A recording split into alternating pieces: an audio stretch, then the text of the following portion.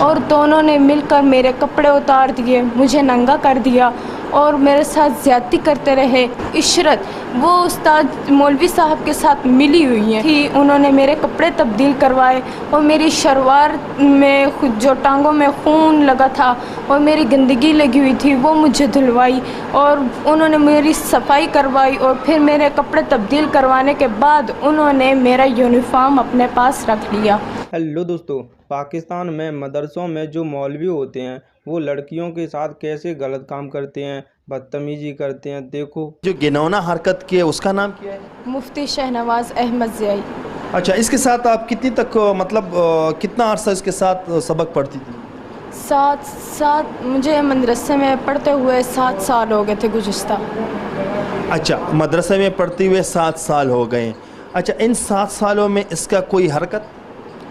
یہ 5-6 مہینے سے مجھے صرف ہراساں کرتے رہے تھے کہ تم مجھے اچھی لگتی ہو اور آپ اچھی بچی ہو، آپ پڑھ سکتی ہو، میں جو کہوں گا آپ نے ماننا ہے میری بات، تب آپ آگے بڑھ سکتی ہو، ویسے آپ آگے نہیں بڑھ سکتی۔ اب بہن جی جو بھی بات ہے کھل کے سامنے بتا دیں کیمرے کے سامنے۔ جی، ہفتے کا دن تھا، 14 اگست تھی اور میری استانی عشرت وہاں کی رہائشی ٹیچر تھی۔ اچھا۔ انہوں نے مجھے رجسٹر پکڑوایا اور کہا کہ مولوی صاحب جو کہتے ہیں مان لو ورنہ تم کبھی کامیاب نہیں ہوگی۔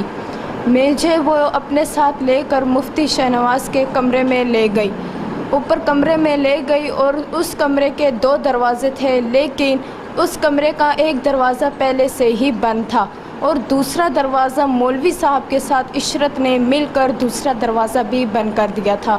پھر میرے ساتھ مولوی صاحب نے زیادتی کرنے کی کوشش کی، لیکن جب میں نے مزاحمت کی تو انہوں نے مولوی صاحب نے عشرت کے ساتھ مل کر مجھے مارنا پیٹنا شروع کر دیا اور دونوں نے مل کر میرے کپڑے اتار دیے، مجھے ننگا کر دیا اور میرے ساتھ زیادتی کرتے رہے اور عشرت کو پھر باہر بھیج دیا تھا۔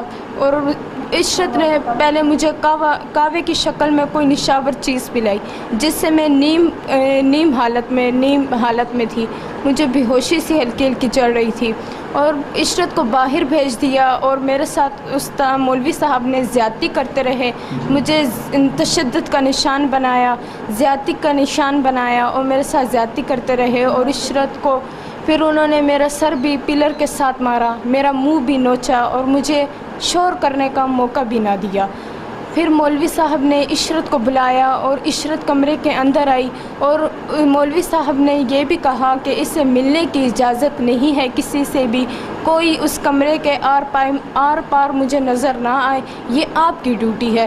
انہیں ڈیوٹی بھی دی تھی، انہیں سمجھایا بھی تھا۔ وہ عشرت وہ استاد مولوی صاحب کے ساتھ ملی ہوئی ہیں، پورے طور پہ ملی ہوئی تھی اور انہوں نے مجھے لے کر مجھے کپڑے پہنا کر نیچے والے کمرے میں لے گئی، نیچے والے کمرے میں لے کر گئی اور بند کر رکھا تھا مجھے اور میرے ساتھ اس کمرے کے اندر موجود تھی۔ انہوں نے میرے کپڑے تبدیل کروائے اور میری شلوار میں جو ٹانگوں میں خون لگا تھا اور میری گندگی لگی ہوئی تھی وہ مجھے دھلوائی اور انہوں نے میری صفائی کروائی اور پھر میرے کپڑے تبدیل کروانے کے بعد انہوں نے میرا یونیفارم اپنے پاس رکھ لیا۔